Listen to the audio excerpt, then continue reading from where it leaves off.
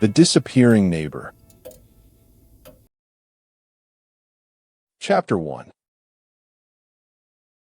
The vanishing neighbor.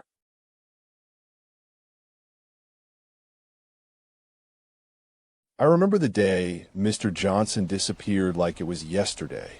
It was a crisp autumn morning. The sunlight filtering through the maple trees in our quiet neighborhood cast an eerie glow over the streets. I had just settled into my routine of sipping coffee and grading papers at my kitchen table when I noticed his car parked in its usual spot outside his house. But then again, he always kept it there for weeks on end, claiming he only left once or twice a month to visit his sister out of state. Still, the sight of it sparked a fleeting sense of unease within me.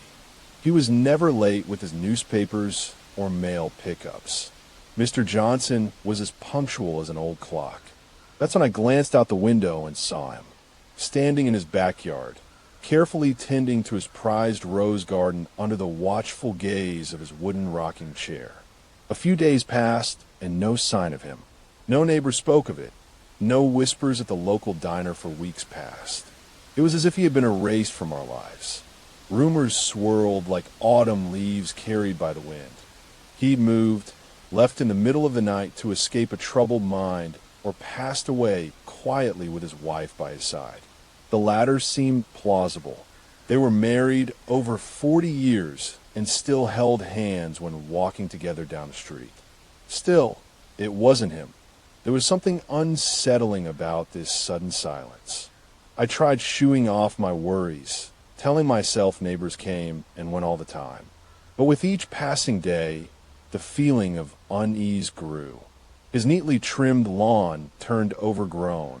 The garden his wife always admired now choked by weeds. I stopped taking shortcuts past his house or locking up tightly at night, as if something might burst forth from behind those hedges. My roommate Lisa would tease about my paranoia, but it was hard to ignore the growing unease that crept into our apartment on weekdays when the sun dipped low. One evening while making dinner, a faint scratching noise drifted through the thin walls. Not quite knocking, more like fingers against wood. I froze as the sound repeated itself, twice, 3 times, then ceased. My heart hammered in my ears. Lisa poked her head into the kitchen. "What is it?" She shrugged it off, but that night, in the dark hours before dawn, a knock pounded at our door. Insistent and frantic. The floor creaked under heavy footsteps. I approached cautiously. A chill ran down my spine as I opened it to find Mr. Johnson's worn leather satchel on the landing. Inside, his wallet, driver's license, and a faded photograph of him with a radiant wife in their youth. The next morning, Lisa found me staring at the empty space where Mr. Johnson kept his gardening tools. Gone, as if spirited away like a ghost. Whispering rumors began to spread. He'd discovered a hidden treasure, abandoned us for greener pastures, or succumbed to dementia. But what of his belongings? It was then I started noticing little things. Books on the table changed positions. Pages dog, eared to eerie tales of old. An heirloom vase on the porch had moved overnight, its delicate pattern reflecting dappled sunlight in a way it never did before. Our home felt haunted. Lisa claimed sleep deprivation played tricks, but couldn't dismiss it. Shadows danced along walls when darkness fell, and objects shifted as I watched, their movement almost imperceptible. One afternoon, while studying, a chill made me glance out the window. Mr. Johnson's rocking chair was empty. Then there he sat, swaying gently in the breeze with a book splayed open on his knees. Gone again by the time I turned to ask Lisa if she saw it too. Each night became a battle against the creeping dread in daylight hours when logic prevailed. Then Lisa vanished. She wasn't the careless type. Always left a note or texted ahead of time. A week passed without contact. That's when I ventured out into the strange, quiet world outside our apartment, knocking on every door with her name, getting only concerned looks and hushed whispers about missing young men in the area. Some said they fled their marriages, others whispered dark truths. No sign of Lisa, not even her phone ringing unanswered in the night. In a blur, I returned to my empty flat and stared at Mr. Johnson's old rocking chair, an ominous silhouette against the evening sky. The day seemed to collapse around me, hours blurring into days. As dusk fell, shadows lengthened across walls like grasping fingers, and the air grew thick with an unseen dread. Lisa was gone, Mr. Johnson gone, and my life had become a tale of inexplicable events. Things shifting, moving, whispering in my ears when no one was near. My research revealed nothing concrete about his past. He seemed as enigmatic as the house he lived in, its facade adorned with vines that appeared to stretch further each season. In the fading light, shadows coalesced into humanoid forms that watched me from the edge of perception. I knew then. It wasn't my mind unraveling, but something was happening here. The night held a different kind of hush. Shadows crept closer as I locked up for the first time in months, their outlines more defined than before. Lungs constricted. Every sound echoed and seemed to reverberate from an unseen presence. It was then that I noticed the faint hum, a melody akin to whispers carried on the wind. In the dark apartment, Lisa's things remained untouched. Her computer displayed an open document, an unfinished essay with eerie words. In the absence of breath lies the true heartbeat. The hairs on my arms stood as I read it. Her handwriting was unmistakable. A piece of me snapped that night. Something had taken her and Mr. Johnson and might next take me.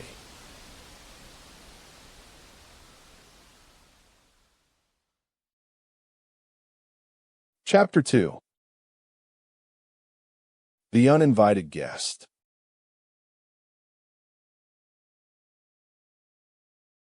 Nights became a battle to stay awake, fueled by coffee and the knowledge Lisa's laptop screen still glowed in an empty room. If I'd ever felt safe here, it was gone with him. Each day blurred into the last, as if something waited patiently for its chance. I couldn't shake the feeling of being watched from beyond those veils between life and death. My writing desk drew back from the wall, books toppled, and a chill crept through my skin when an unseen force brushed against me in the dead hours before dawn. Shadows materialized as dark silhouettes with eyes. Lisa's laughter echoed from the living room, always followed by an unnatural silence that left me breathless. One evening, I ventured outside with flashlights to face whatever had taken them both. Lisa was gone, but remnants lingered. Her favorite mug on the counter, a half-finished manuscript on her desk. A gust of wind carried a low murmur from Mr. Johnson's yard, an ancient tune that made me want to run back inside. I approached cautiously. Leaves crunched underfoot as I neared his porch steps and froze before the rocking chair. Shadows danced along the porch, their outlines shifting into something almost human before melting away. On the third step, a photograph of him and his wife lay face up on the weathered wood. Lisa's smile was gone from it, replaced by an unnatural green glow in her eyes that sent icy dread down my spine. My search for answers turned up nothing but unanswered knocks at Mr. Johnson's door and hushed murmurs about the cursed old house next door, once a sanitarium and long abandoned. I dare not look back when leaving. A gust of wind brought more than leaves this time. It carried Lisa's voice, an unsettling melody that sounded both familiar and ancient. Wake to your true heartbeat. The words were scratched into Mr. Johnson's porch post in crimson, my name etched beside them. His gardening gloves lay atop the satchel, a note inside. In the absence of breath lies. It was Lisa, her voice echoing when I turned around. Behind me on the steps, heart pounded, skin slick with dew as she materialized from darkness. Eyes aglow like the photograph that haunted my dreams. Wake to your true heartbeat, she whispered before vanishing into shadows, swirling behind her. My hand was shaking when I read on by candlelight what was left of him at dusk, a chronicle of unearthly events and an inheritance. Lisa's journal, now mine by default. It spoke of an ancient tome hidden in the very walls, tomes bound in human skin with hearts beating inside. The book pulsed with an alien power. I needed to unravel this nightmare. My hand closed around its spine as Lisa returned, eyes aglow. She spoke in hushed tones. Wake to your true heartbeat. A wind that wasn't the summer carried her away into darkness once more. Shadows had become a constant presence. Lisa's laughter echoed with Lisa's voice when I dared turn. It drew me towards Mr. Johnson's door, and I found it open for the first time ever, darkness within. His rocking chair creaked softly as if he still read by firelight in there. Yet no smoke rose from the chimney. Inhaling deeply, I crept to his doorframe and saw a living room consumed by the pulsating tome, pages turning with an otherworldly grace. Dear friend, he whispered behind me, eyes glowing like embers. Please find what's beating within. It was Lisa, but not Lisa anymore. In that cryptic world between worlds, Lisa sat beside him, her laughter a haunting echo as I approached the rocking chair. Pages turned faster now. Heartbeat was never stronger or weaker. It simply changed its rhythm in sync with their breaths. The book pulsed beneath my hand when he spoke again. Dear friend. Another name whispered at my ear. Not his. The voice of siren's call to enter that room of dread where hearts thrummed like organs in darkness. One wrong move could ensnare me. I edged closer still and made out Lisa, eyes aglow. Then he and a third presence, a woman in an old photograph, smiling with lips too wide, skin like decaying leaves. The tome's power was seductive. I felt its pull, pages rustling faster now, as if alive. In that moment, they spoke simultaneously, their eyes drawing me to the rocking chair. As Lisa reached out, shadows solidified into Mr. Johnson and the woman from the photo. I was pulled in, compelled by an unspoken truth. The journal's allure. A single page fell at my feet, a passage about ancient texts with hearts beating within. And then I was there, face to face with his smile. Welcome home, he said as if we were friends waiting together for me. Lisa spoke of dark tales and worlds where life breathed in new ways. Words Lisa wrote that should never have been read alone at night. They're taking you, a voice whispered behind me. A raspy woman who introduced herself as Evelyn. Both books opened between them. The wind carried an unearthly tune now, an ancient hymn from the tome. I was meant to find it and leave my own heartbeat for more. That was what Mr. Johnson said, with Lisa's laughter carrying on a breeze. I entered their world, not knowing where we'd end or if we'd be returned, and in the pulsing glow of those pages, a door slammed shut behind me, their welcome embracing me like an unseen hand. On this side, I read words that felt both old and new. Lisa's, Mr. Johnson's, and the woman's tales intertwined with Evelyn's breathless whispers. As the night consumed our world outside, Evelyn spoke of hearts beating without chests in forgotten tomes, and something in the yard creaked like a door opening wider than any human mouth ever could.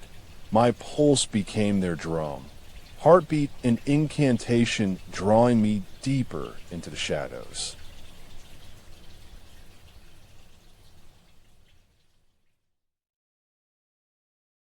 Chapter 3. The Price of Truth.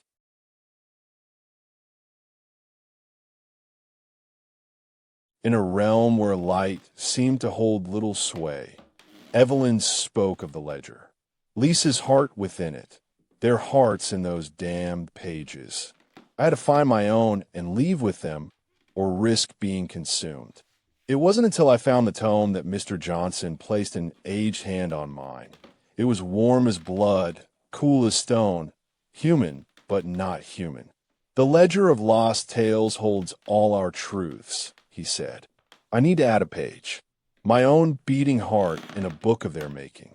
His touch fell away when Evelyn whispered, "It's time." The tome grew heavier with each step closer, the pages calling me, and Lisa's laughter echoed, my only guide on this path. We walked until dawn broke outside. They parted before the ledger, an old tome bound by human hearts. I'd find my own or be a page myself in darkness. My fingers brushed it. The pulse of their tale was the rhythm of my life. In the ledger, Evelyn read aloud, heartbeats pulsing from each line, until there were only 3, and then none at all save one, and she was alone once more. In that strange, lightless room, Mr. Johnson waited, his eyes aglow, another to be welcomed in their brotherhood of hearts beating without chests. I read aloud. The ledger grew warm beneath Evelyn's fingers as Lisa laughed and disappeared into darkness with him. A book of lives where heartbeats were currency. The pages closed on my breath, the weight of an unseen hand pressing down, then holding me fast, and there was no going back. They'd drawn me in like moths to a light, my own heartbeat now joining their eternal beat. The ledger lay open before him again, and his fingers moved with hers as hearts pulsed. Lisa cackled, drawing us into another room where Evelyn read from a book that felt alive, breathing heavy with the weight of so many heartbeats. A page turned. I was next to add my own breathless tale. Lisa smiled as an unseen hand drew me in, toward them, heartbeats and laughter echoing like maniacal joy amidst the stillness. A silence broken by my entry into their dark fraternity. The ledger now thicker, alive with another heart beating mine.